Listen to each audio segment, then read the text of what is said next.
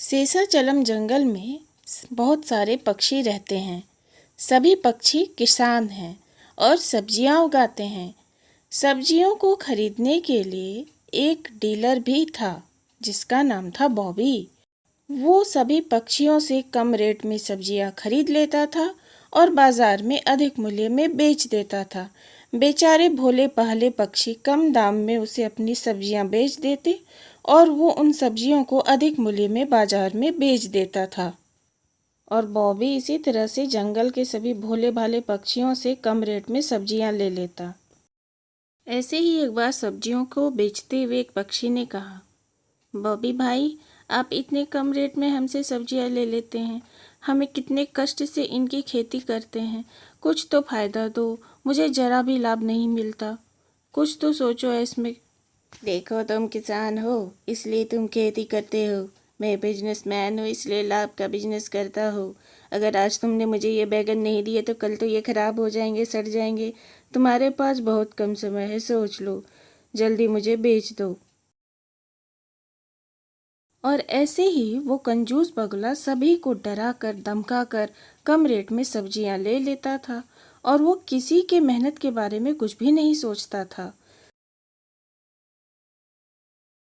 ऐसे में एक दिन जंगल में सभी पक्षी एकत्रित होते हैं और बॉबी के विषय में बातचीत कर रहे होते हैं।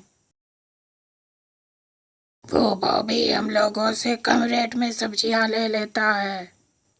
हाँ, उस बॉबी को तो सबक सिखाना ही पड़ेगा।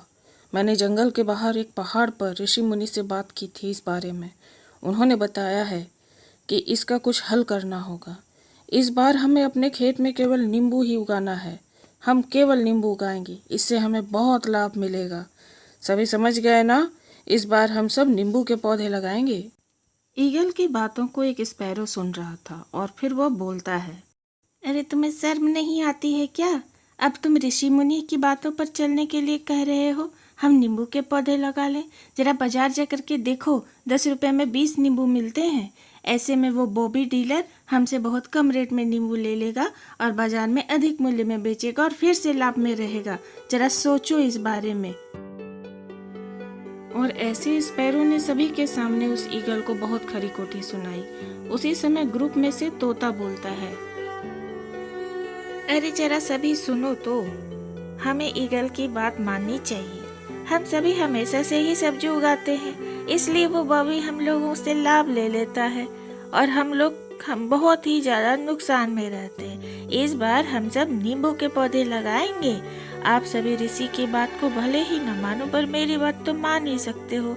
जरा सोचो इस बारे में। ऐसा सोचकर सभी कोई इस बार नींबू के पौधे की खेती करते हैं। ये सभी पौधे बड़े होकर बहुत अधिक मात्रा में नींबू देते हैं। तभी तोता कहता है, देखो इस बार हमने सब्जी बदल दी है। हमें बहुत अधिक फायदा नहीं होगा तो बहुत अधिक नुकसान भी नहीं उठाना पड़ेगा। कुछ भी होगा हम सब लाभ में ही रहेंगे। ऐसा बोलकर तोता सभी को भरोसा दिलाता है और दूसरी तरफ वो लालची बगुला आ रहा होता है सभी से सब्जियों को लेने के लिए।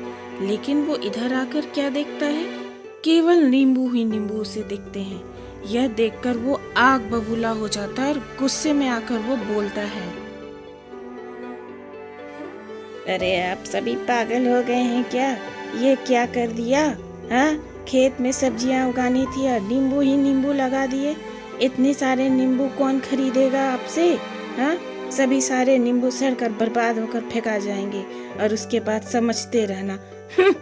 और फिर वह पूरे गुस्से से वहां से चला जाता है। इधर उसका डीलर उसे समझाता है कि नींबू बहुत ही महंगे हो गए हैं, सोने के भाव के बिक रहे हैं बाजार में।